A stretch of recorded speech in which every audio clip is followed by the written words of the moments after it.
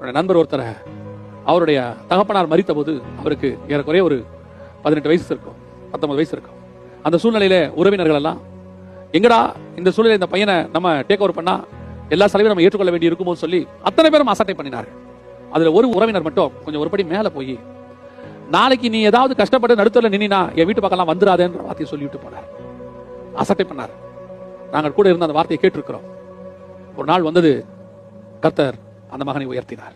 அவன் கர்த்தரை பிடித்துக் கொண்டான், அந்த மகனை உயர்த்தினான். எதிர்த்து ஒரு வார்த்தை பேசவில்லை. காலங்கள் உருண்டோடியது. பல வருஷங்கள் கழித்து அதே அசட்டை பண்ண அதே உறவினர் இந்த மகனிடத்துல வந்து நின்றார். சில தேவைகளுக்காக வந்து நின்றார். இப்போ இவன் சொன்ன வார்த்தை என்ன தெரியுமா? என்ன நீங்க சொல்லிட்டு போனீங்களேன்னு சொல்லல, தன்னாலான உதவியை செய்தார்.